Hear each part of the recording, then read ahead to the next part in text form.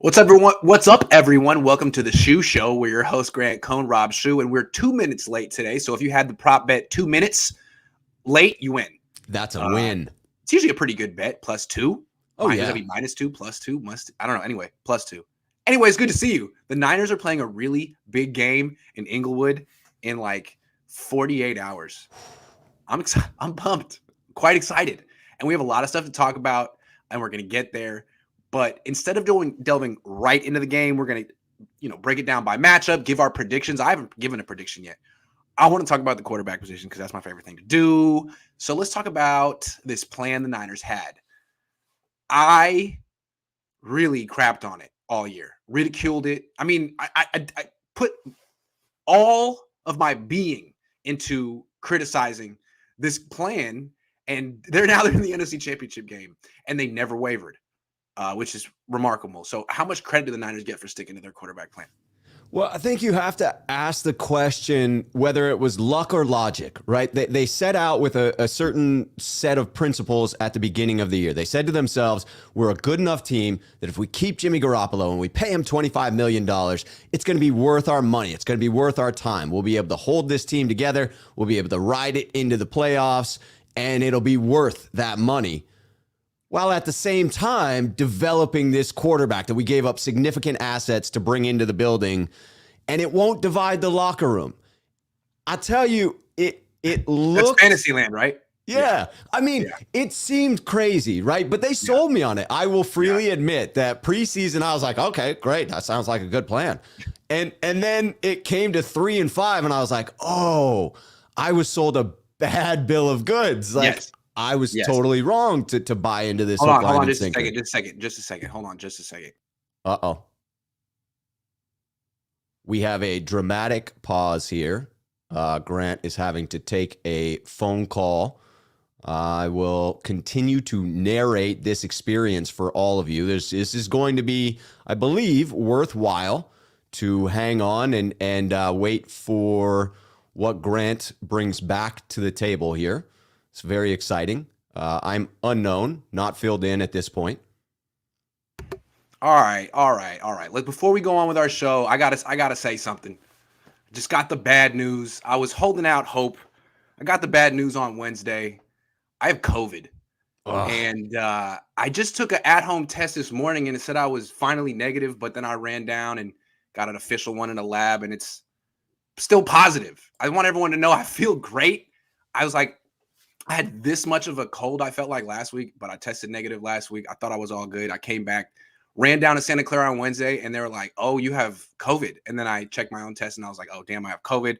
Got a test yesterday, positive. Test today, positive. I feel like I'm great, though. I got a lot of sleep. I feel really good, but I will not be covering the NFC Championship game in Inglewood, and I'm so disappointed. So disappointed. Oh, well. That's a bummer, man. I'm sorry to hear that. All right, but I'll still be able to do everything from home. And if the Niners win, which I'm hoping they do now, then I'll be able to cover the Super Bowl. But, hey, my fault. I thought I was inside the whole time in Wisconsin. I don't know what happened. But that's it. That's the story. I'm not going to cover the NFC Championship game. I tried. Hey, you'll get to do a lot more streaming from the home studio, right? It won't be as difficult to get on and be in touch with the fans, so they will appreciate that. True. My instant reaction, instead of being 4 hours after the game, it'll probably be like an hour after the game. And instead of me spending thousands of dollars on airfare and hotels just to say that I'm there, I'll do it from home. So I'll probably, save money, make more money. I wanted to be there. It's freaking history. It's history. You're going to be there.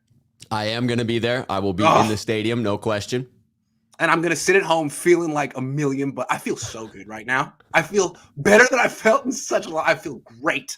And I can't go. It's crazy. Like, Jordan was allowed to play through 103 fever with a flu, and he was a legend for that. What did he put up? 60 points or whatever? Me, I feel wonderful. Wonderful, Rob. Oh, man. Oh, well. I'm going to guess hypochondriacs like Matt Barrows wouldn't enjoy sitting in the press booth with you, knowing that you had tested. Nice. I don't want to do that to people. I don't want to do that to people. So I'm doing the right thing, and I don't even have a choice. NFL's like, yeah, you're out. You're out, bud. Okay. So no players have tested positive, but Grant is out. The NFL is like, all the players, they're playing. Reporters, not so much. Grant, stop with your negativity and cooties. I can't stop with the negativity, and apparently I can't stop with the cooties either. So I'm just going to stay in my house the whole time. All right, let's start over. I'm depressed. All right. How much credit do we give the 49ers for sticking to their quarterback plan? Yeah, I mean, in talking about it, as we were going through, it felt like they had this logical plan, and then it all fell apart when the Niners got to 3-5. So I think it's fair to say from that point on, like, you couldn't have any mistakes. Everything mattered. Every game mattered. Every turnover mattered, right? If they had lost one more game this season, they would have been out of the playoffs. So I have to go with the 49ers got lucky in this one. That the strategy was flawed to begin with. That they're extremely fortunate the locker room didn't splinter. They're extremely fortunate that they didn't lose just one more game and maybe the wheels would have fallen off. But that's a credit to the front office. That's a credit to this coaching staff to hold it all together. It is a credit to the coaching staff. Look, I think the way the Niners looked was, I don't think they thought, well, if Jimmy Garoppolo starts, we're going to make the NFC Championship game or the Super Bowl. They kind of said like, we just want to make the playoffs. And we feel like Jimmy gives us the best chance to make the playoffs. Anything after that is gravy. And like, they would say stuff like, well, if he goes on a Super Bowl run, he may come back. It's like they didn't even expect it. And this was all about, we can't miss the playoffs again. So it worked. They've done bad. They've won 2 playoff games on the road. Only thing I would say is, you really telling me Trey Lance would have missed the playoffs with this team? Because this team is better than I realized. And once the coaches figured out who needed to go where, I mean, they've been pretty unbeatable. So my one question is, are you sure Trey Lance couldn't have done this? And 2, the other thing they're doing or trying to do is pump up Jimmy Garoppolo's trade value. Are you sure you've done that? Now, the season isn't over, and he could go out and do something amazing against the Rams or in the Super Bowl and pump up his trade value, win the Super Bowl. It could all be worth it. But to me, I think it's still a TBD.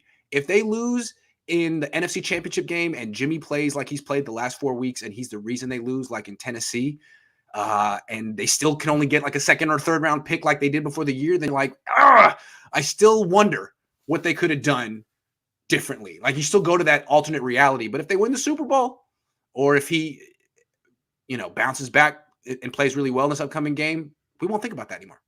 Yeah, I think that's fair. You can't rule out that the 49ers could have been successful in pursuing a different course of action that didn't involve Jimmy Garoppolo. What I think it eliminates, the 49ers having gotten to this point, is any significant criticism of the strategy, right? It worked how they wanted it to work out, and the 49ers are in the NFC Championship game, and therefore it validates what they've done to this point. It doesn't necessarily rule out that they couldn't have accomplished these things with Trey Lance and that they wouldn't be better positioned for next year had they gone that route, but I think they validated that the path they chose was the right one. Or was a good one, I should say. Right. And remember, they kept pointing to the Patrick Mahomes, Alex Smith model as what they were doing. That team went 10-6 and lost in the first round of the playoffs. That's what they were aspiring to. And they've already beaten that. They've already beaten that. And why have they beaten that? Because I think their defense is way better than they realized it was going to be. I mean, their defense just went into Dallas and shut down the number 1 offense in the league. Then they went into Green Bay and shut down an even better offense with Aaron Rodgers. I don't think anyone realized the defense was going to be playing this well with D'Amico Ryans, or that the team was going to be this healthy. I don't think anyone realized it would be this good. And all I'm saying now is I feel like the expectations have changed. You're looking at this team as the best team left. I know the Chiefs are great too, but I feel like just making the playoffs, while it seemed like a great goal 4 or 5 months ago, now it seems like, I feel like there's a very attainable bigger goal right in front of the Niners. Yeah, they need just a little bit more because of, to your point, the role players, the depth on the defensive line, like so many things went the Niners' way that were question marks at the beginning of the year. Are they going to be able to get anything out of Arden Key? Yes, hell yes they are. They're going to be able to get a lot, apparently, out of Arden Key, right? The role players stepping up, the depth of this roster, the young players maturing throughout, all of these things that we had doubts about at the beginning of the year. I think you're right, that they have spun more to the positive, and therefore the expectations should be a little bit higher in what the Niners can do. Also, like, for the Niners to get this far, how much luck had to go their way? You know, So like much. they needed that crazy 3rd and 27 conversion by Deebo Samuel in Chicago. They needed the punt block and the recovery in Green Bay. I mean, they needed a lot of good luck. Not that they're not. I mean, and they're a great team. They're a great team, but they also needed good luck. And if I don't know, I know Jimmy's had his moments. He had a great drive at the end of the week 18 and stuff, but He did. I feel like he's had more liability moments. And if that's how the season ends, like the Tennessee moment where it's his fault, it's just gonna make you look at the season all different. So I just feel like my answer here is to be determined. The season is over. I think that's fair. I stay in the positive just because having gotten here to me is a hell of an accomplishment. Yeah, I think they exceeded their own expectations. Grant, go ahead and send me that media pass. LOL. Hope you're good though. I'm good. But I was vaccinated twice. I got the booster. I'm not trying to downplay this. I'm just saying it's funny how times have changed. When I was a kid, it was all about like, you get out there and you do what you got to do. And now it's like, whoa, you have a 100 fever and hey, chill, man. You need to go, all right, man, I'm going to do that for the greater good. Do a live game reaction stream. A live game reaction stream? No. People are going to be watching their televisions. But I'll do a reaction after. Not like during it, though. Grant, we'll have super immunity if SF is in the Super Bowl. Super immunity. That's right. I'm like, you'll be bulletproof. Ivermectin, LOL, call Rogers. I'm good. I'm good. That's why I've been taking tests. I feel like I'm over it. Rams, what did this 5 Super Bowl rings say to the face? Slap. Live stream, watch along on Sunday. Let's go. You guys aren't going to watch along with me. You guys are going to be watching your TV streams. I'm going to be watching. I got to do journalism stuff for Sports Illustrated. Is Kyle and the Niners living in McVay and Rams' heads like an Airbnb? I think, yeah. Did McVay give a one-word answer to that this week? No. No, you are, but what am I? Nice, McVay. The locker room is on Jimmy's side, and Kyle realizes this. People don't realize the team believes in Jimmy. This is why we win. Yeah, until they lose. Just saying. I'm just saying. But yes, that's how it is right now. He's definitely a leader, and that is one of the aspects that gets overlooked. He is a leader. Because remember, when he came to the team, what were the 49ers? A mess. They were a rebuilding young mess that were one and two. Who was Kittle when Jimmy got here? Who was Juszczyk? Who's Tart? Who's Ward? Who's Armstead? Think about these vets that were, not they were nothing, but collectively they were nothing. And then Jimmy Garoppolo comes here and they've just never stopped losing. So from their perspective, like, I don't give a damn what it looks like or what his interception percentage is. Like, that's our guy. We were nothing before he came. I get that. Now, from Brandon Ayuk's perspective, the younger guys, it's like, yo, I don't get this mystique, man. I don't get this at all. Yeah. I'm sorry. I'm not saying he feels that way, but I'm just saying I would imagine from younger players' perspective, it's not the same. Right. Yeah. I agree. Yeah. Anything else? Tripping. That's it. All right, let's move on. No. All right, here we go. So the Niners are in the NFC Championship. And all year, the Niners were saying, look, this is Jimmy's last dance. Barring a Super Bowl run, he's going to be gone next year. I don't know what a Super Bowl run is, but this is maybe what? I mean, they're one game away from the Super Bowl. This is a run at the Super Bowl, right? If they win the game, they're in the Super Bowl. So should they keep him one more year? Will they keep him one more year? Should they keep him one more year? I don't think so, personally. I mean, should they? That's my opinion on it. Should they keep him? No. I think that they were very fortunate to hold the locker room together during this season. It could have splintered. It got close. I think when you read the tea leaves at 3-5, like the wheels almost came off of this thing. And just barely, they held on by a couple of threads on those lug nuts, and the Niners got through it and pushed to where they are right now. Do you want to double down and go for that one more time? To me, that's just a questionable move at best. Now, if the 49ers win the Super Bowl, do whatever the hell you want, John Lynch. If you bring home that 6th Lombardi trophy to 4949 Sentinel Way, or wherever the hell that address is for the San Francisco 49ers, then yes, do whatever you want. You want to bring Jimmy back? Great, bring Jimmy back. Like, if you win the Super Bowl, all bets are off for me, personally, on what you should do. What they will do? No, I think that the Niners move forward. You've got to find out what you have with Trey Lance. The advantage of having a young rookie quarterback is doing it while they're on the rookie deal. You got to let the guy play.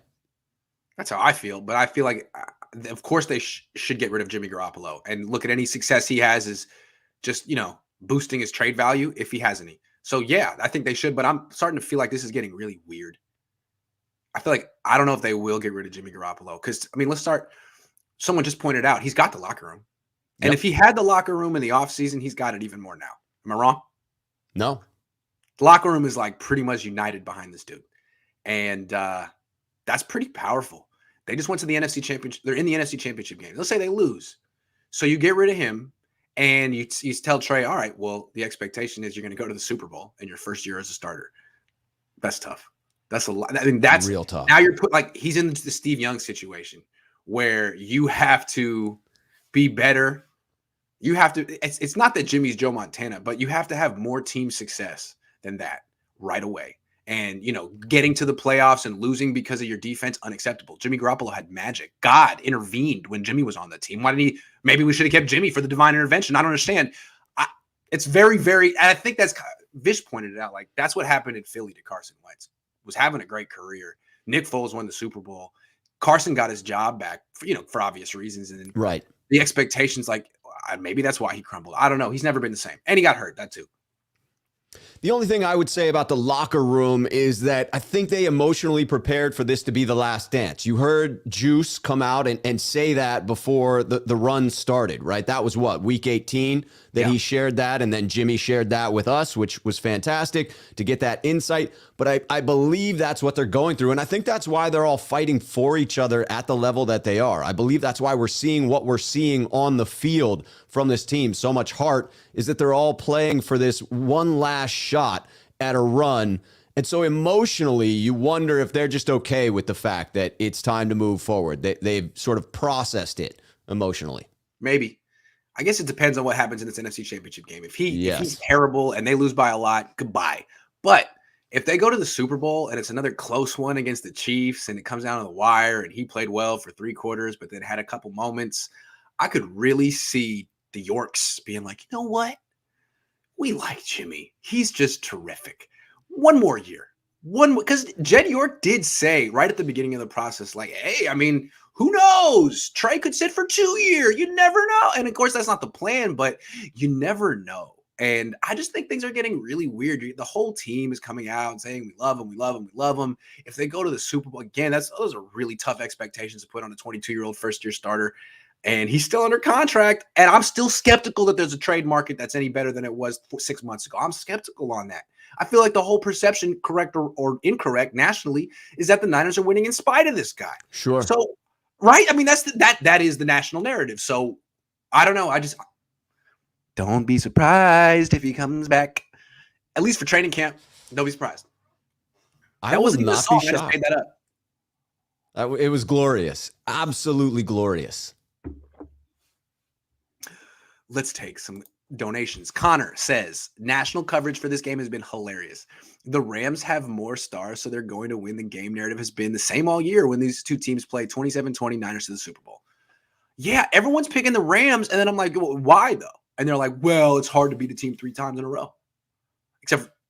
But Niners have beaten them 6 times in a row already. Right. I don't get that.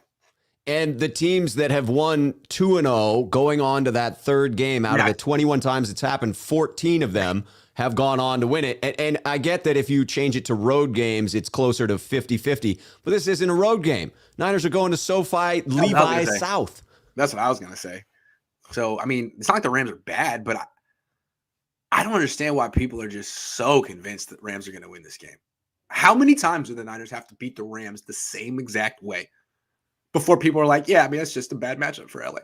Right. Why didn't Jeff Garcia want any smoke with you, Grant? I hate athletes saying you can't comment on sports if you didn't play professionally. I know Jeff Garcia. I've interviewed Jeff Garcia a lot of times. He's been so great, wonderful with me. I was so disappointed that he said that stuff about Mina Kimes. Like, you can say she's wrong. People say I'm wrong. People say I'm wrong all the time, but why'd you take it there, man? It's the lowest of the low. Oh, he basically said she never played quarterback, so she can't play. You can say about every analyst. He's basically saying she can't talk because she's a woman. That's whack. Yep. Anyway, he should apologize. I like that.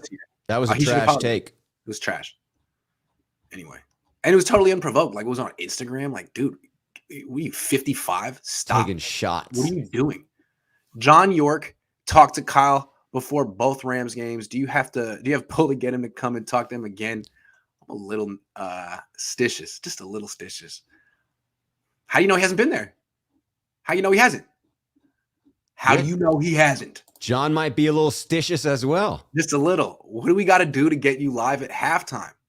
Live at halftime? Okay, I could do that. All right, I could do that. Doable. Sure, I could do that. You got to pay me more money. Does McVay lose his job after this L? No, but I feel like every time I watch him lose to the Niners, I'm like, God, this guy is such a fraud. And then he beats everyone else. I don't get it. I was like, he's gonna beat the Bucs, isn't he? Yes, of course. Now he almost blew it.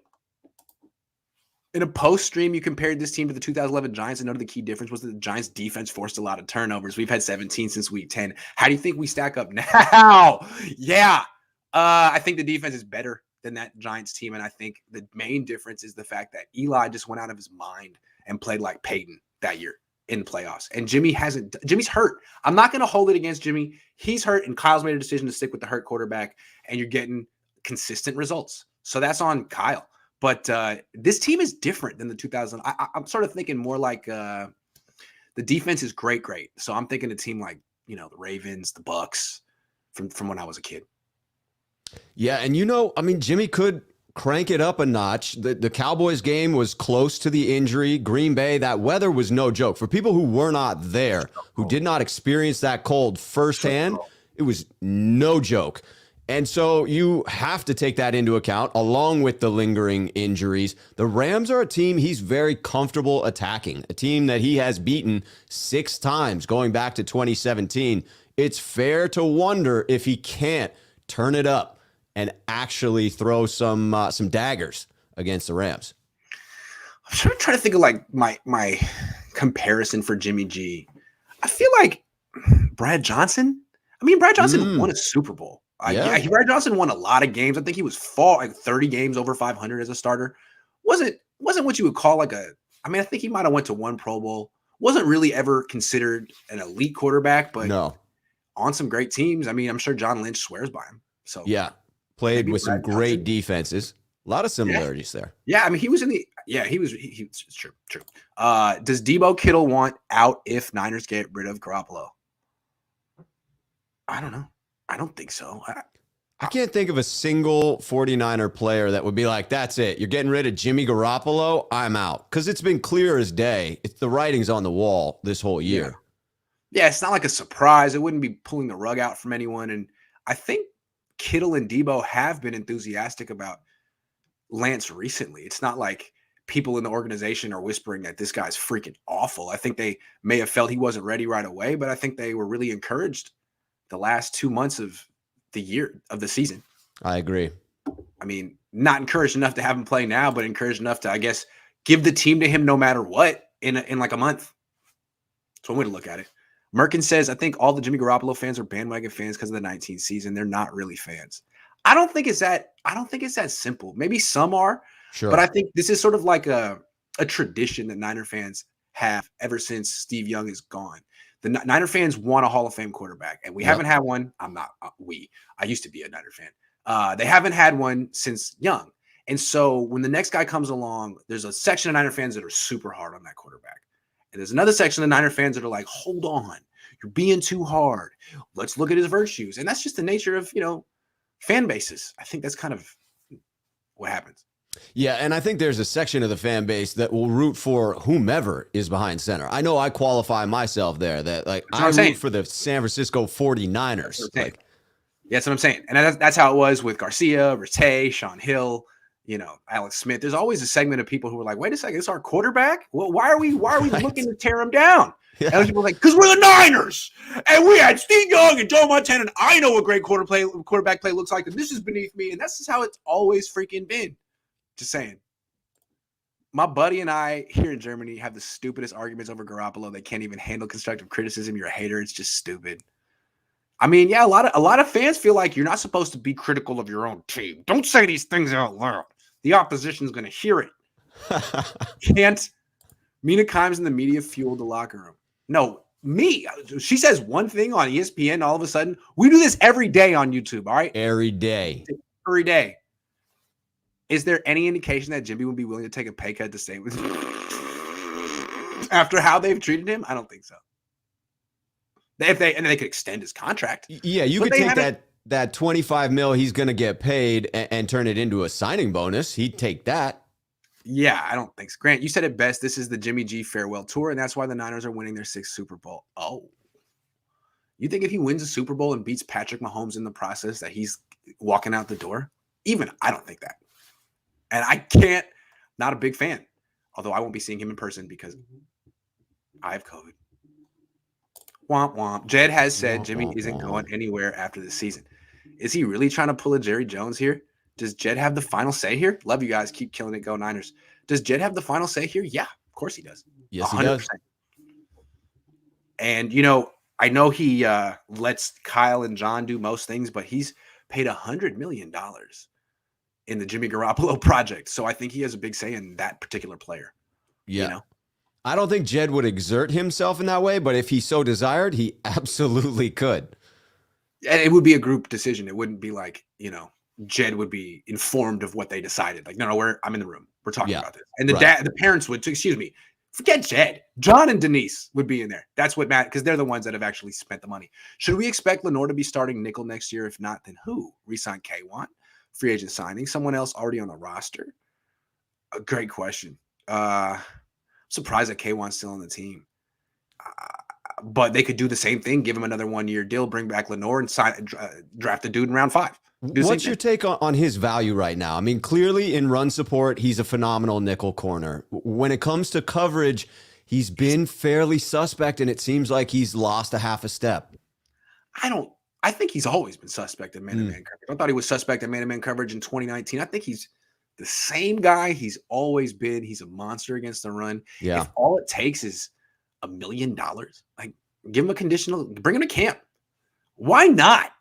Why not? Bring him to camp. I mean, of course you want to bring in someone else, but if he's not doing nothing and no one else signs him and he's chilling, dude, here's $1 million if you make the team. Not guaranteed.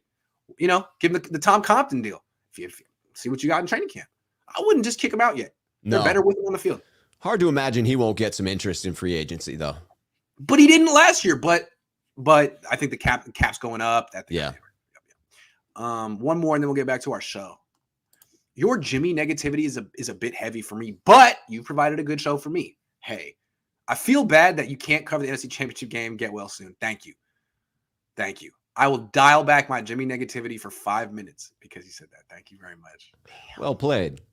Thanks.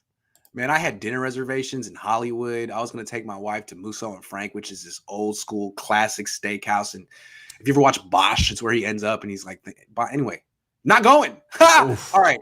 Last Jimmy Garoppolo topic. This is kind of a Trey Lance topic. Are you confident that Trey Lance can do everything Jimmy Garoppolo can do? Because if you're not confident, how confident are you about turning over the team to Lance? Am I confident? No. I mean, confident, no. Hopeful, yes, absolutely. Because there's evidence that supports the idea that Trey Lance improved by leaps and bounds simply from his first start to his second. And in both of those instances, I saw enough talent on tape for me to rest my laurels on, for me to say, yes, the 49ers are in good hands. The intangible, the interesting aspect, the thing that's difficult to measure that some fans will laugh at you for even talking about is this leadership aspect. And I don't laugh at it because I've spent an entire career making a pretty healthy living off of teaching people leadership, off of educating people within Fortune 500 companies about what leadership means and how to grow their own personal skill sets in that regard. And I'm a firm believer in the impact that a positive leader can have. If you've ever worked for someone that's inspired you, that has caused you to be a better version of yourself, that has through their own actions lifted your game up, to me, that is intangible, but very visible. It passes the eye test. You can see it. You can feel it. I've been a part of it. And that's the aspect that's a bit of an unknown for me right now about Trey Lance. It's a known quantity for Jimmy Garoppolo. I know how that locker room responds to him. I'm not sure how they're going to answer to Trey next year. Well, this locker room is going to be way different next year. I think they have like 30-something players under 31. contract. This team's going to be way different. He's going to be here a very long time. So I'm not really concerned about how the 30-year-olds take to him. They're going to have to take to him, and then they're going to be gone. I do think he's shown leadership qualities. They said that they always say he has that CEO type personality. And He what I like does. about him in the few instances he's had after games, he's very much an accountability guy. He's very much I did this wrong. I take this. Whereas Jimmy, what he learned in New England is it's not about you win or lose. It's we. We did this, we did that. And it bugs me when they lose because he's like, nah. Don't say we when you threw a pick. But that's how he learned in New England. It's not your fault. It's not your credit. It's all of us. Fine. That's different styles of leadership. What I want to say with Trey is I know it was just the Texans. And I think some people, his skeptics or Jimmy fans, just write off that game and just say it was Houston. Okay. Houston beat Tennessee. Houston it's an NFL team and they have some good players. And what I was impressed was in the first half of that game, Trey looked not ready. He looked talented, gifted, but passed up open receivers, wasn't really hitting things in rhythm on time. And that's the kind of thing that Kyle would be like, well, okay, like I know you're a good athlete, but are you ready? Like Jimmy. And then I don't know what happened on that last drive in the first half, that 2-minute drill, when it was like, you got to get the ball out quick and people got to get out of bounds. All of a sudden, he hit, I think it was Debo on a slant. All of a sudden, he was hitting throws from the pocket on time, in rhythm, with anticipation. And that was my big question with him. And he did it 4 or 5 times in that game. It doesn't mean he's going to be great at it. It doesn't mean he can do it all the time, but I'm confident that he can do those quick rhythm passes. That's Jimmy's whole game. Jimmy's going to be better at that than Trey. But I think Trey can do it. He can well enough to allow him to function in the offense. And then all the other stuff he gives you is why you drafted him. Yeah, the explosives that he's going to be able to bring to the offense will offset any of those young rookie mistakes that he makes and will give you a similar product, a similar end product to what you're getting from Jimmy Garoppolo. And then all the upside of him eliminating those mistakes and doubling down on his physical strengths and growing into that leadership role. That throw that he had to Kittle at the end of the game between two safeties up the middle was really, really nice. And it was like, that's a Jimmy Garoppolo throw. That's a big boy. That's an NFL throw. And if you hesitate at all, you don't get it. If it's off at all, the placement's off at all, he was perfect. And it's not always going to be that way, but I didn't see him do stuff like that at North Dakota State. Right. That was an NFL caliber throw against an NFL caliber defense. I'm tired as well about people disparaging the Houston Texans. Yes, in the league, they are one of the worst teams. But let's not pretend that the difference between the best team in the league and the worst team in the league isn't actually a small difference. That's what provides parity in the NFL. That's why you see so many worst to first jumps every single year. It's why on any given Sunday, one team can beat the other. It's not as vast of a difference as people want to make it out to be. And remember, the Niners are outrageously stacked. They just got to the NFC Championship game with an injured quarterback. His injury is in his thumb on his throwing hand. And his TD to INT ratio since the injury is 1-3. I mean, no disrespect, but he's hurt.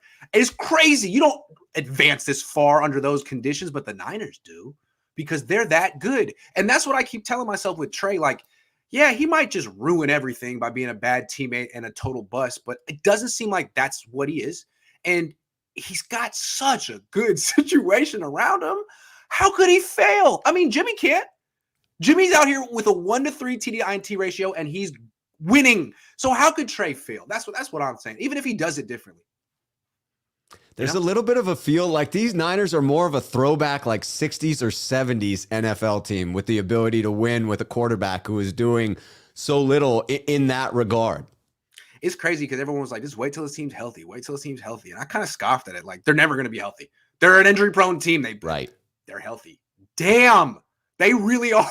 And what everyone said about, like, damn, they're right. That's what I want to say. Whitworth and Weddle suspect. Same with MLB. What are we talking about? Andrew Whitworth and Weddle, the safety, are suspect along with the middle linebacker for the Rams. Oh, are suspect. True statements. Dude, Weddle's like 47, man. I can't believe he's back. And off the couch. What? Off the couch? How come more people aren't comparing this team to the 2005 Steelers? That's a better comp since Ben didn't play all that great in the playoffs. Because if Trey were starting, that would be the comparison. Right. Right? Young quarterback. Young quarterback. Yeah, absolutely. Being vague helps, not backtracking. It's up to interpretation. Go Niners. Jimmy gonna ball since Grant is not there, right? Yeah, probably. Yeah, maybe he'll ball and the Niners will lose because every time I go, they win. I'm their good luck charm on the road. I was in Cincinnati. Just saying. Being vague helps. I don't know what you're talking about. I'm never vague. Talking about. Very Sean specific. says, Freudian slip, Grant. It's on film now. $5 for finally admitting you're a fan. Well, I was talking about like the old days. And when I talk about Garcia and Young, it's definitely we. Are we not crediting Fred Warner enough for the defense getting better each week? Feel as he got back to his past year's self, the defense is bald. Good point. Very good point. Trey Lance giving him those looks on the scout team. Credit scout to team Trey. Player of the freaking year. It was all worth it. That's why they drafted him. You can't put a value. Just want to give praise to D'Amico. We got beat by one person in Tennessee. He learned and shut down the Packers. I hope he stays as long as possible. Love your content and your guests. I really chuckled when the Bears hired Matt Eberflus, who I'm sure has a terrific resume as a coordinator, but his name is Eberflus, and look at him. That's the leader you want, not D'Amico, because D'Amico doesn't have enough experience as a coordinator. Coordinating has nothing to do with being a head coach. The fact that D'Amico's good at it just shows you that he's all around good at football. But who do I want leading the team? Eberflus or D'Amico? I'll take D'Amico. Thanks. No brainer. But yeah, of course, Chicago. Hey, I'm glad. I hope Minnesota makes a similar mistake. Yeah. National media picks against Niners every week. Why? Because they don't watch the games. They don't watch the Niners. I don't know why. I got to be it, right? It has to be it. You cannot watch how physical, how much heart this team has. You cannot watch that and not realize just how close this game will be or the edge going to the Niners. I do think it is an oversimplification by the national media that just have stats, records, and guys doing some research for them. Well, it's easy to look at Jimmy Garoppolo and his 70 quarterback rating in the playoffs and be like, well, this team is just fraudulent. They got no chance. Right. But I mean, people don't realize. Also, you look at Buckner gone, Sherman gone, Verrett gone, Saleh gone. People don't realize how great this defense is. Like it's hot right now. It wasn't playing this well in the playoffs 2 years ago. It wasn't. It was kind of dragging at that point. This defense is, definitely playing well enough to win a Super Bowl. No question. Cooking. All right, let's get back to the show. One more. Well said, Rob. Grant's ready to put Trey in the Hall of Fame. Shaking my damn head. Said Jason PDSI. Me, ready to put him in the Hall of Fame. He's pissed about it too. All caps, shaking his damn head. You think he really is shaking his head? I wonder. Don't shake it too hard. I mean, violently, if we read his comment correctly. That's how he was. Probably like 5 minutes. Concussion protocol. Okay, enough quarterback stuff. Let's go to game planning. Let's do that. Let's try to figure out what each team's game plan is. Yeah, everybody's got a plan until they get punched in the mouth, right?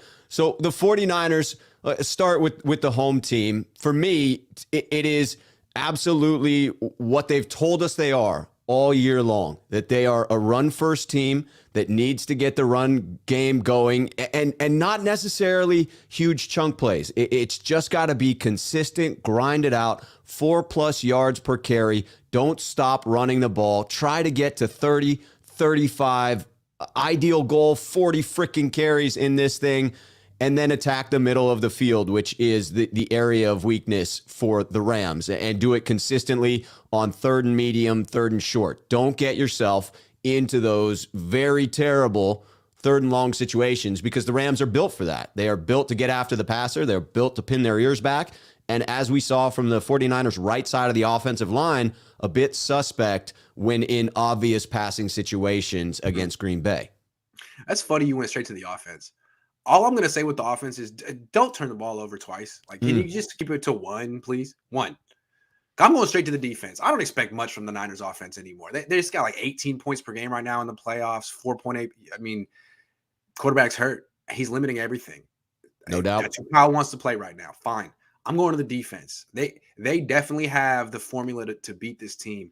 You got to play your safeties back, 2 deep safeties. Don't blitz. Don't be aggressive. Be very conservative on defense because you don't need to blitz to get pressure on Matthew Stafford. You don't need to blitz to keep him in the pocket. He's not going anywhere. If you give him single high safeties, he will take his shots. You don't want him to take shots. If you play two deep safeties, he'll get impatient and take shots, and you'll pick him off. If you blitz, he's got one of the best quarterback ratings in the league against the blitz. But the Niners know this. I mean, D'Amico knows they did this. They've done this. They did this 3 weeks ago. They know, but just don't switch it up for the sake of switching it up. Make Matthew Stafford take what you're giving him, and he won't. And they've had success in getting home with 4. That's a critical component. You hit on it. Matthew Stafford is great at making defenses pay when they blitz him. The 49ers are great at getting to him without having to blitz. That's got to continue in this one. Now, I'm sure there'd be a great, save. You always want that K'Wan Williams blitz. You want to blitz here and there for a key play maybe at the end, but it's not what you're going to live on. You'll die on it. So I think they said the last time they played, they blitzed 14% of the time. That's fine. Something like that. 14, less than 20. You don't need to do it very much, just to surprise them, just as a screwball when they least expect it. Otherwise, if Matthew Stafford sees it coming, you're in trouble. You're in trouble. I don't trust any of your DBs one-on-one against these receivers. So give them help, stay back. A lot of people in coverage. You'll win. Amen to that. Yeah. All right, let's get back to our comments. No, already got you. You were still shaking his head. Mason says, is this house money or did a 3-5 start skew our perspective on what should have been a Super Bowl team all along? I love this question. What do you think? Is this house money or did a 3-5 start skew our perspective on what this team should have been a Super Bowl? I lean toward that. To me, the reason this team was 3-5, I still can't get over why this team was 3-5. Never should have been 3-5. I mean, if you go back and look at the tape, before the season started, I was heavy on the 49ers. I viewed this as a very deep team. I viewed this as a very talented team, and I was distraught to believe that I had made a mistake when we got to 3-5. I thought to myself, where did I F up? Like, where was my research off? Where did I overestimate this team? And then it turned out, no, it was just a weird set of circumstances. The 49ers shooting themselves in the foot continually, not getting their crap together. And finally, they started to. And it was sort of stalls and starts at first. But now they're really rolling. And they've showed us that they are who I thought they were at the beginning of the season. They are a very talented team. They are a well-coached team. And they can compete with anybody in this league. All right, well, there's some weird things going on earlier in the year, like the Brandon Ayuk doghouse. That was totally. I mean, they were throwing him Mohamed Sanu and Travis Benjamin. That was unnecessary. Little things like that where they weren't quite playing their best players and giving themselves the best chance to win. Also, like something happened with their defense. I don't know what was going on. Like it wasn't a great defense the first half of the year, and it all culminated with them giving up 31 points to Colt McCoy. Now, Warden Tart didn't play that game, but still, Bosa did. I mean, a lot of their freaking starters played in that game, and they got eviscerated by Colt McCoy. And I don't know what that did, but since then, that defense has gone from good to outrageously fantastic. And it's not just that they shut down the run; it's hard to pass on them, and they sack the quarterback. Turnovers, these takeaways. They say they come in bunches. You can't count on them. The Niners seem to be able to count on them. And when they get the turnover, they usually win. I think it's a strategy, a game plan that generates the turnovers. I think it's all interconnected. You mentioned the ability to stop the run. When you make a team one-dimensional, that increases your chances of being able to force those turnovers substantially because your defensive line is now getting after the quarterback in a way that you can't when a team is successfully running against you. And that pressure generates those turnovers. Now, we didn't talk about the Rams game plan. I want to talk about that. Because it matters. Go ahead. I'll go offense on the Rams and allow the defense for you on that one as well. For me, the Rams, it's different. You're going to run just enough to try and keep the defense honest. The Rams are averaging just about 100 yards rushing in the playoffs, which is up for them over their season average. So they're not a run-first team.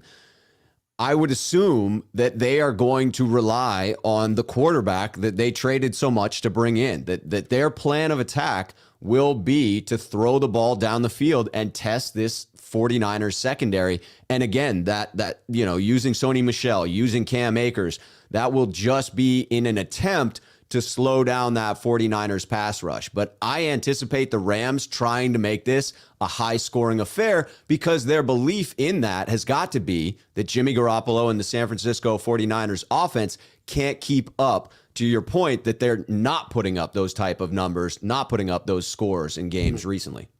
That's so interesting. I think I totally have the opposite opinion as you. I think they're going to have the exact opposite approach. This is interesting. I don't think you should be shooting for 30 points. You're not going to get it. Ooh. You're not going to get 30 points against the Niners defense. What you're going to do is turn the ball over and lose. So what their game plan should be is very conservative. Run the freaking ball. Oh, you're averaging 3 yards a carry? Keep running it. And don't run it with Cam Akers, who fumbled twice last week. That dude is coming off an Achilles. He's not ready. He didn't do training camp. He coming off an Achilles. No. Give it to some Sony Michel, whoever it is, who's going to get you 3 yards a carry and not fumble. Give it to that guy. And what you want to do is shoot for 20 points. Try to get 20 points without turning the ball over. That's your game plan. A clean game. No fumbles, no picks. Because what they did last time against the Niners was do what you said. And what happened was dude got sacked 5 times and threw 2 picks. Run the ball, even if it's not working. Don't turn the ball over. No sacks, no fumbles. Because, again, the Niners are 1-4 when they don't get a fumble recovery or an interception. 1-4. Give yourself a chance. Don't beat yourself. The Niners defense is that good. Respect it. Do what Tennessee did. Just get 20. That's the best chance you're going to get, I think. That's interesting. Focus on a clean game and almost try and be the more physical team in what's going to be a physical matchup. Come in. Don't back down from the physical challenge. Yeah. Even if it feels like tough sledding, don't back down from that, because when you do, you freaking lose.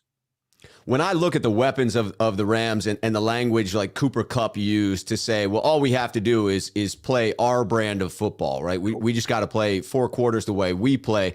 To me, that is the air attack. And so I see them believing that they can just put together 4 quarters of what they did in the first half of Week 18. But that's an interesting flip to see Sean McVay just say, no, I'm going to change this up and maybe catch Kyle Shanahan by surprise if he were to go that route. Well, they stopped running the ball when they had a lead, and they started passing, and they started getting sacked. I mean, they got sacked with a 17-point lead at the end of the first half on 3rd and 1. That's on them. Don't do that. Run the ball. Don't get 5 sacks. You're going to lose. Don't throw picks. The Rams have look. They've played a clean game, no interceptions, no fumbles 7 times this year out of 19 games. So they've done it. That has to be the goal, because I don't think there's any other way you can beat the 49ers unless you're like the Chiefs. The Chiefs could probably turn the ball over once and beat the 49ers. They turned the ball over twice in the Super Bowl and beat the Niners. Yep. They're special. But the Rams, you're not that special. You're not that special. They are not Chiefs level. You don't have Travis Kelce. No. Clean game. That's all they got to do. They better know it too. And if they don't, now you do. That's the only way you got to do it. And I don't know if they can. I don't know if they can. Cam Akers himself fumbled twice last week. Like, okay, what are you going to do? I don't know. If you don't know, now you know. Now you know. Stafford has thrown 4 picks against the Niners this year. It's all looking very good for the Niners. TL, Jimmy Garoppolo, David Lombardi, less than Grant Cohn. Can we stop giving that dude free promotion, man? This dude has stolen my entire flow. He goes on YouTube, takes my entire business model and just says the opposite opinion and makes it. I'll respect it, but I don't need to give him more promotion. I've given him all the ideas.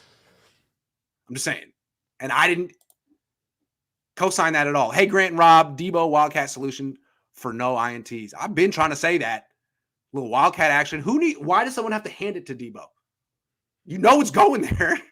I mean, the answer to that is because Jimmy Garoppolo hands the ball off so damn well. It's the motivation, he says, in the huddle before they all break.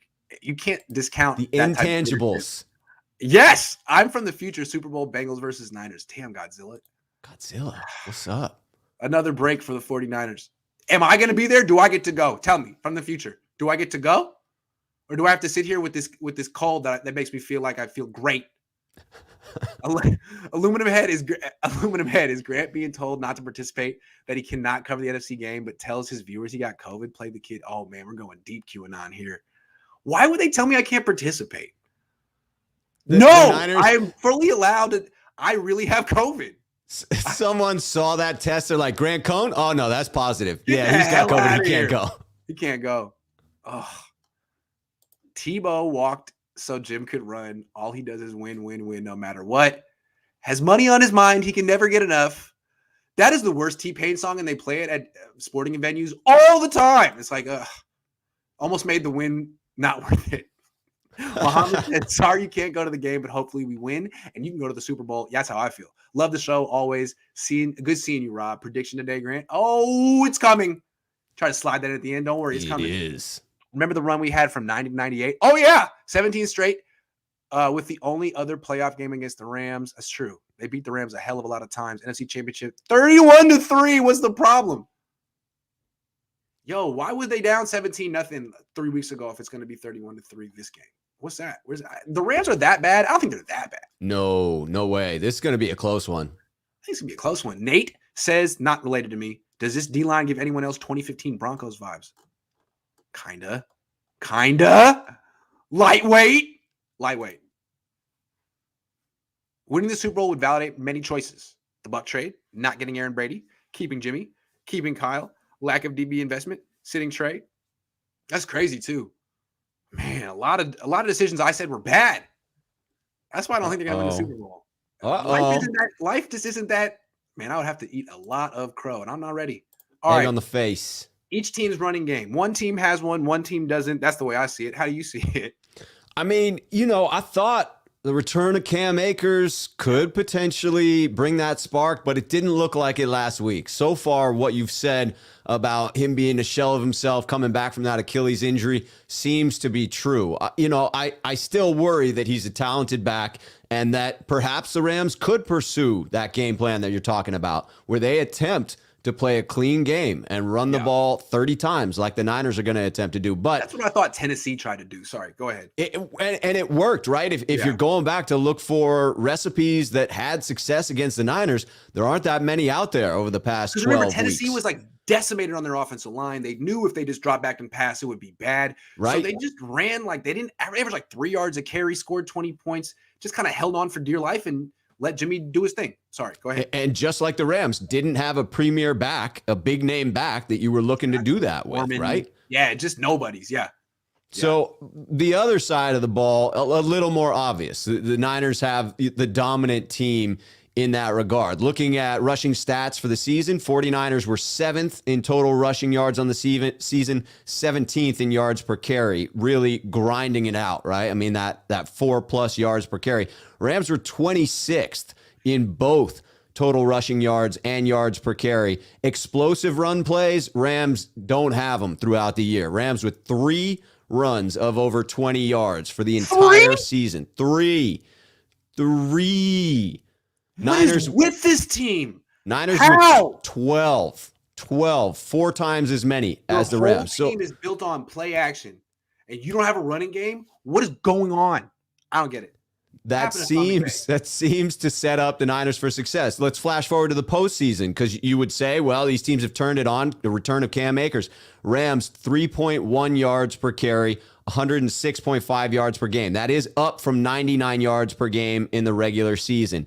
The Niners also up in yards per game. They're at 4.1 yards per carry, 137 yards per game, up from 127 in the regular season. So it doesn't matter whether you split it regular season or postseason. The more dominant rushing team in this one is the San Francisco 49ers. To me, it's a clear advantage for the Niners. And if they don't use it, it'd be classic Kyle Shanahan.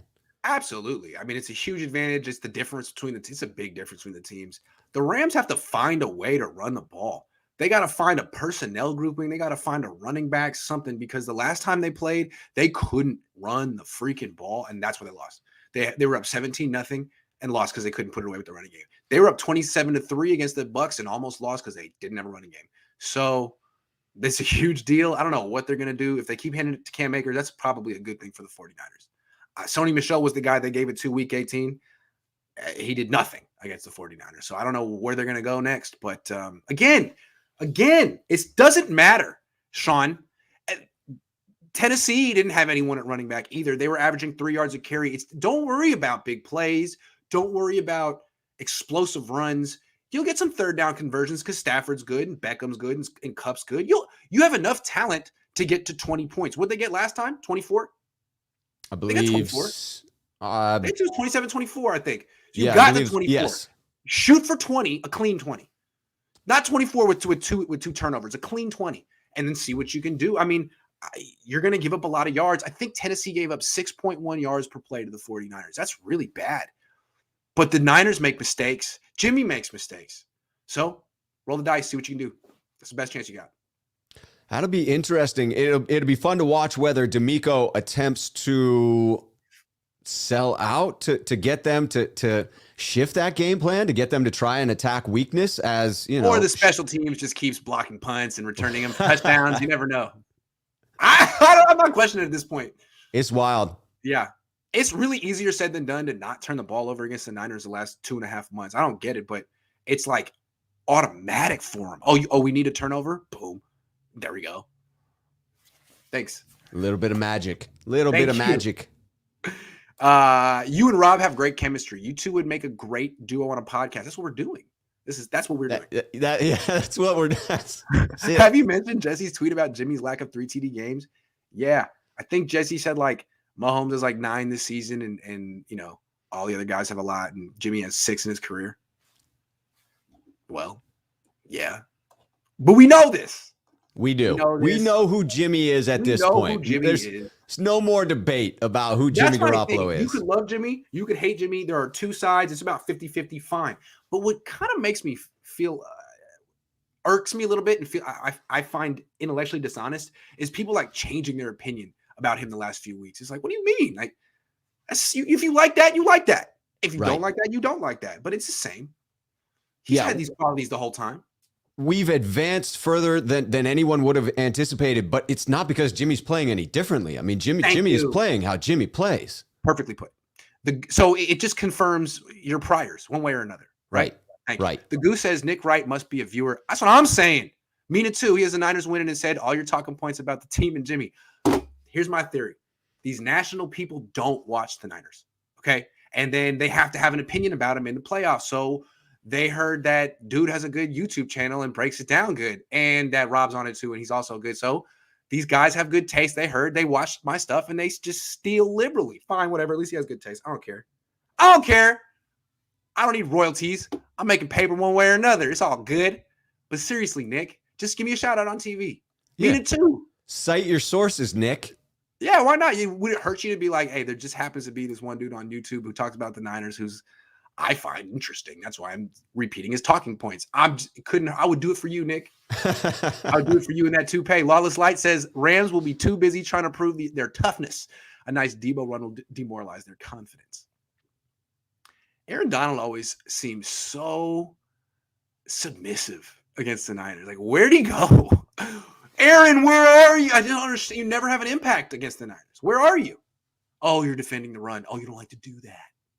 You're not used to doing that because other teams don't run the ball in the NFL. Right. Exactly. That's the one reason I struggle to believe the Rams will try to run on the Niners, because that would seem to concede that they're in this street fight brawl that it would seem they don't have the advantage in. If they take 5 sacks and throw 2 picks again, I swear, McVay, I'm firing you. Anoop says stuff the run, double cup with K1 and Huff, put Ward on Higbee, Ambry one-on-one on Odell with some double man mixed in. Rams will throw deep. Be ready. I'm just not impressed with Odell anymore. He used to be so good, and now I think he's pretty mediocre. Like, I thought Robert Woods was better than him. That's fair. Robert Woods was having a better season. Ryan says, Trent says we will smoke the Rams over the 6-game streak. A 3-point victory is followed up by an 8+ point win. I think the trend is that the Niners are going to win. I think that's what matters. The history says the Niners are going to win against the Rams, I would say. So how they do only matters to my grades and people who want to take shots at Jimmy afterward, which is what I do this for. Because I heard when I was a kid, my dad was like, Ira Miller's really cool. He's not afraid to give Joe Montana a C in his report card after a loss or after a win. I was like, oh damn, Ira is a savage. So I'll go even further. I gave Jimmy Garoppolo a D last week. Like, yeah, what about that, Ira? You think Grant needs to have a show featuring all of his guest colleagues in one video? Yeah, we got to do that. If the Niners make the Super Bowl, there'll be that 2-week lead up where it's like Media Central. I think it's all gonna be virtual. I won't have to be like running around asking people what their favorite flavor Jello is. So we could do something like that. That'll be fun. Let's get back to the show. Do you think the special teams can stay special? Because they were extra special in Green Bay. It was just when you think that the special teams unit couldn't get any worse, they go and do something like they did in Green Bay and totally redeem themselves. Pretty much. Can they keep it up? I mean, I don't know. This special teams unit was a liability for so long, and not like a minor liability, Grant. I mean, atrocious mistakes that looked so bad that fans were calling for Richard Hightower to be fired mid-season. That's true. That they wanted to cut Josh Norman for being unaware on that fake. It was bad. One game doesn't erase all of that, or does it? Because it was so damn special, and it gets you to the NFC Championship game. I don't know. I go back and forth on this one. What I'm a firm believer in is this team and their role players. That there's talent. There's talent on this roster, and they can make individual plays. I'm not so sure that schematically they've fixed anything. I think they just came up against the one inferior special teams unit. That's what I was going to say. I think what Kyle and the coaches said to the production crew before the game is like, look, we don't have great special teams, and we often just hope not to lose on special teams. But this week, we think we actually have an opportunity to do something good on special teams. And they were right. So I think they're very honest with where they stand on special teams. Last week was a good matchup because every team has a good matchup against Green Bay. Like, yeah, the Niners made plays, but at the same time, like Green Bay, wow. You let 2 kicks get blocked in the same game. And not just that, on Robbie Gould's kick at the end, Green Bay only had 10 men on the field. It's like they didn't even care.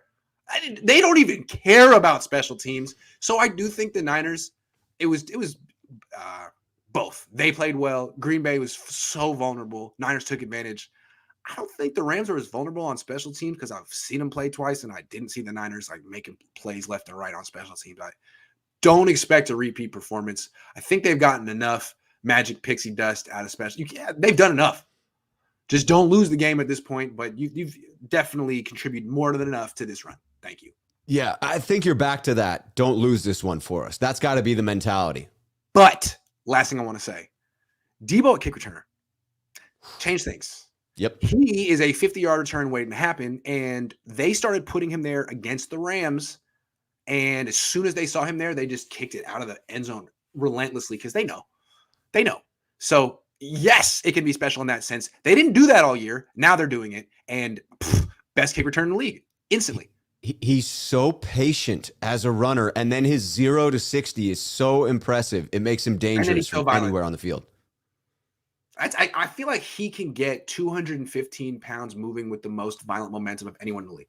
Oh, it's glorious. He can make 215 pounds more violent than anyone else. Ooh. Last question on the special teams. Is Sean McVay going to try and pull a rabbit out of a hat in this one, or would that scream of desperation? Would that scream of, you're the little brother in this one, you got to try and use your special teams to get the edge here? It worked for Seattle. It did. It worked for Dallas. Now, Dallas lost, but every time a team has tried to fake on the Niners, it's worked. So if they've done their homework, they would do that, especially if they're losing. Why would you not? The Niners are not super prepared for stuff like that. I mean, I would try it, especially if you're losing and the season's going down the hill. Yes, I would say that's a good call. Garth Rauschenberger says, You have convinced me that Trey can be successful at the NFL level. That man can hand the ball off as good, pass better, and run like a ball old man. Run like a ball. Yeah, I think he's going to be good. I feel like most quarterbacks are set up for success here. Unless there's some intangible that Jimmy has that no one else has that I'm not understanding. I think the intangible is Kyle. That's the way I see it. I think people say Kyle, like Jimmy's really, really clutch at the end of games. Well, yes and no. I mean, he wasn't clutch in the Super Bowl. He wasn't clutch in Dallas. He was clutch in LA. I feel like Kyle's clutch at the end of games. And Jimmy is clutch sometimes not. We'll see about Trey. But it does seem like Kyle can put quarterbacks in very advantageous positions because even in the Super Bowl the Niners lost, you could say Sanders was open. You could. You could. Some people have. These Niners might go to the Super Bowl twice in a 3-year span. They might win. Could this team become a dynasty with Trey? Only the Chiefs have been more successful in the postseason in recent years. Again, if there is some intangible that Jimmy has that I'm not understanding, then yes, stick with Jimmy. Otherwise, I think Trey can do everything we see Jimmy do, plus more. That's the idea.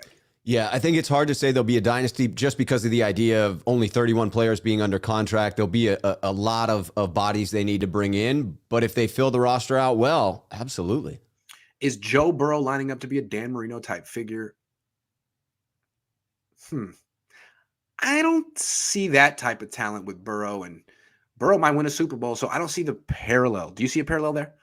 Only in that he'll be able to put up massive statistical numbers. And so if that bears out and he's unable to crest the hill and win a Super Bowl, then you could make a comparison. Fair. I hadn't thought about that. Thanks for bringing it to my attention. I'll think about it. Simon says, sick of hearing Jimmy Garoppolo wins. How about Niners record with Bosa's 26-11, 5-9 without? G'day from Australia. That's a good point. Yeah, if we're doing splits for, players on a team sport, Bosa's important. Very interesting.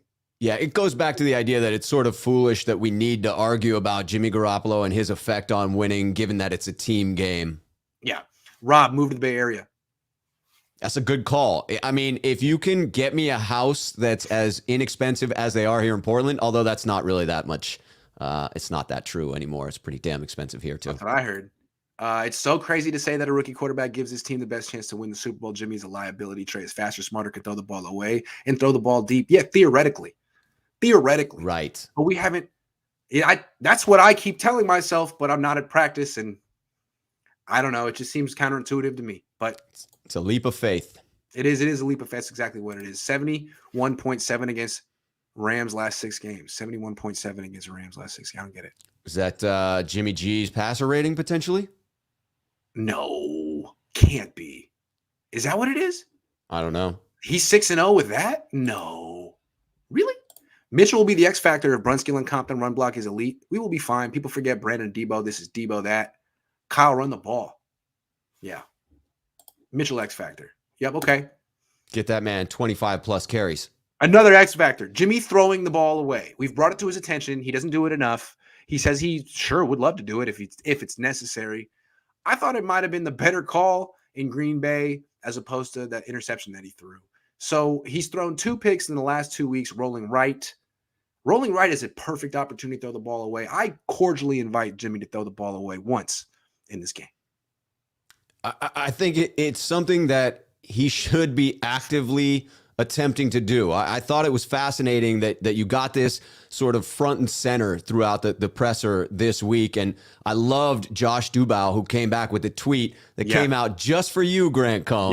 Yes. Per Sports Radar, Jimmy Garoppolo has thrown the ball away on 1.7% of attempts with the 49ers, 23 times on over 1,300 attempts, league average since 2017. I remember 0 of those 23, by the way. I remember 0 of those 23. Wow. Yeah, right. Okay. So he's about half the league average in throwaways that he should have doubled that up over that time. I mean, this to me, I liked Kyle's answer to this, that, sometimes the best play is actually a sack. Sometimes you've got to make the smart decision. And Jimmy Garoppolo, for all of his magic, fitting those throws into tight windows, can also force the ball into untenable situations. I think in this situation, high pressure, playoffs, defense performing at a high level, I would ask him to make less of those throws. I'm trying to think, like 23 throwaways. I've seen every single throw he's ever made with the Niners. He does throw the ball away on screens. You can throw it at a player's foot. Right. Also in the red zone, you can throw the ball like out of bounds past the end line. You can just throw it through the goal posts. To throw the ball out of bounds, though, the sideline, you got to get out of the pocket. You got to get out of the tackle box. And Jimmy doesn't do that very often in games. He pretty much stands right there. He hits his back foot, stands still. It annoys me. It's like, step up, get out. He will, but he's very courageous and he's tough and he will take the shot when he throws the ball. But I think part of it is that he doesn't leave the pocket very much. And there are pluses and minuses to that, right? Most definitely. Yeah. Most definitely. I mean, once you've left the pocket like you did in Green Bay, think about throwing it away. Just think about it because you can. You're allowed to at that point. Right. Yeah. I would say I was a little bit confused by the gunslinger implication by Kyle Shanahan. I thought that was interesting that's sort of the direction he went with this was like Jimmy's making these throws, and sometimes they backfire on you like that. So aggressive. Actually, there's a stat for that. It's NFL Next Gen Stats aggressive percentage, and they chart how often you're throwing into tight coverage. He's like 18th in the league. So that's my thing with Jimmy. You're not that aggressive. You don't throw that much. You have this great team around you. Be a game manager. No, I got to roll right off my back foot, throw the ball to kid. Like, nah, man, dude, nope, not you. Josh Allen, yes. But he really sees himself as Josh Allen, which God love you. God love you. It's not like you got to tell someone like, look in the mirror, take yourself down a peg. You're supposed to have that confidence, but really be honest with yourself too. At a certain point. That's the problem, Grant, is he looks in the mirror and he sees Jimmy GQ. He's like, Josh Allen doesn't look like this. Josh Allen. All right, I did like him saying that some of the amazing plays you see should have been throwaways. Like I do think he's right about that in some regards. Yeah, but then I kept want to be like, yeah, not yours though. Yeah, we talk about Patrick Mahomes and Josh Allen. Your great plays are in the pocket on time. I'm just saying. Let's wrap up with these questions and then I'll give our prediction. Let's do it. Got you. Hold on. Boom. If the Rams get up early, Niner fans will say the train might be late, but the train is still coming. Don't give up on the run game. Can we get another motion from 71 on Sunday? That would be a real demoralizer. Is he playing? It's unknown as of this point. Is he playing? Yeah, I don't know about that. Where are we at? Rams would have lost to Green Bay in the cold. I don't know about that. The Rams have a better pass rush than the Niners. I mean, if you can't run the ball, it's tough to beat the Rams. I like that statement though, because I think the Rams aren't tough, and I think you do need toughness in that weather. Yeah, okay. You could just put Ramsey on Devontae Adams and say, "What you got now, Green Bay?" Yeah, now. Jimmy has been struggling the past few games. He's due. Bold prediction: 4 TDs, no picks against the Rams. He's not due. He's injured. He's injured. I give him a break for that, man. I mean, he is literally injured. But if he does that, 4 TDs, no interceptions with a messed up thumb, that just adds to the legacy. His D grade was you giving him a break? Yeah. He jumped all over that one. That was touche. Jimmy's QBR 71.7 against last 6 games against the Rams. QBR or QB rating? Sounds low. That's not good. Hold on, let me go through it real quick. Jimmy Garoppolo stats. Game. It's so exciting. But I want to know. Game log. Yeah. Career. Okay. So this year he was 87.5 against him in week 19. Then earlier in the year, he was 141.7 against him. That's pretty good. Last year, he was 124.3. I think he's pretty good. I don't know what he's talking about. I think he's talking QBR. And 71.7 is a very high QBR. Right. Yeah, he is talking QBR. He's talking QBR. Fair enough. Thank you. My wife, who doesn't even watch football, saw Jimmy G last week and said he's like a statue. Hey, Big Tim. She knows what's up. But that Green Bay game, that footing in that weather, like watch their ankles. Like it was hard sledding on that turf. Yeah, Trent Williams hurt his ankle in that game. I don't even know how bad it is yet. Jimmy Garoppolo versus Rams, 68.4 completion percentage, 258 yards per game, 9 touchdowns, 7 interceptions, 96 rating. Yeah, wow. So he gets a lot of yards. A lot of that's yak though. But yeah. Yes. That's over the middle. It's not a lot of like big throws down the field. It's not how they do the Rams. I'd like to see those interceptions come down. You don't need to throw a pick in this game, bud. I'd feel more confident picking the Niners if I knew that you wouldn't do that, bud. A lot of those yards are Kittle yak. against the Rams. Certainly. All right, let's give our prediction. Who do you think is going to win? Give me a score. All right. So just high level, some of the things I think factor into this. I believe that the focus on finishing this year has been big, and that Kyle Shanahan has grown in leaps and bounds in that area as a head coach. And I think that trickles down to the rest of the team. The resiliency that this unit has shown over the course of a season, the importance of having failed fast in this year and being able to draw from that failure, the team attitude, the role players stepping up, Jordan Willis exemplifying it in the most recent victory over Green Bay, and the ability to force turnovers with pressure from the front four. You talked about Matthew Stafford being one of the best quarterbacks against the blitz, but the 49ers being able to generate pressure in their past 2 games against him on almost half of the dropbacks while only blitzing 14% of the time. I think all 4 of those factor into this one. I expect it to be a little bit more of a high-scoring affair, but I think some of those will be generated by turnovers or even defensive scores. I've got the Niners winning this one 34-27. Wow. Once again, we are way off. I have this being a very low scoring game. I don't see the Niners turning their offense around. Again, I think they're limited by an injured quarterback who needs surgery, and I don't fault him for being injured. I mean, if you're on the field, I'm gonna grade you for what you're doing, but at the same time, I feel like the expectation has to be low. He's freaking injured. It's his throwing thumb. They're averaging 18 points a game on offense. I'm not getting worked up. I'm just trying to think this through out loud. No, please. And they're not running the ball that well. They're not throwing the ball that well. I think they win this game with another legendary defensive performance. I said the Rams need to have a clean game to win. They're not going to have a clean game. They can't. I mean, they're going to fumble. They're going to throw a pick. They're going to lose. I think the Niners are going to win 17-13, low scoring, with the Rams fumbling, bumbling, and deserving to lose. Fumbling, bumbling, rumbling. That's like a John Madden line. But I don't want to take it. The Niners forced this on. Their defense is that violent. Their defense is that good. It's not just every team is beating themselves when they play the Niners. No. They put these teams in bad positions. I mean, Fred Warner knocked the hell out of Mercedes Lewis. That was tight. Yes. Yeah.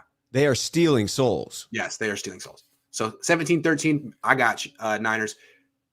34-27, you got the Niners. Both got the Niners winning. I don't understand the national media picking the Rams left and right. Now, the only thing that gives me pause, of course, is Jimmy Garoppolo and the fact that this is unreal. Their 4th road game in a row. You can't. Right. That's impossible. But I don't know. I mean, this team has so much adrenaline. There's not much left to pace yourself for. I don't think any team has ever done anything like this. But if anyone could, it's this team. But and the hatred factor could be the reason that they come up short if they do come up short. Hatred is a powerful fuel, right? And that's what each of these teams is drawing on for this one. They are drawing on some considerable hatred between these organizations and between these teams over these last couple of matchups. A lot of trash talk, a lot of physicality. That's all going to explode onto the field on Sunday. Also, embarrassment on the Rams' part. Yes, I mean, you're a really good team. Your record against everyone beside the Niners is staggering. McVay's record against everyone beside Kyle Shanahan is staggering. You're going to let one team own you like that? Niners aren't even that great. I mean, the Niners are the 6th seed. They may not win the Super Bowl. They might go to the Super Bowl and lose to the AFC team. Like, you can't compete against the Niners. I think it's embarrassing for them if they lose the 7th straight game. I think it's much more pressure on them than the Niners. Much more. Yep. Joe Stull says, my guys, love watching both of y'all. My question is for Grant. How much Niner apparel do you want? Do I want? I don't need any Niner apparel. I got these quality control jackets. I got 2 of them, courtesy of Everett Days and Dr. Dabbit. I have a Kittle jersey because Amin asked me. Amin hooked me up. So Amin gave me a jersey. That was nice.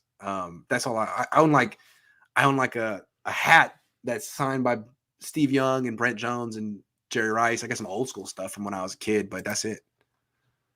I should give them like a Cone Zone shirt. They should rep me. Why am I ripping them? Just saying.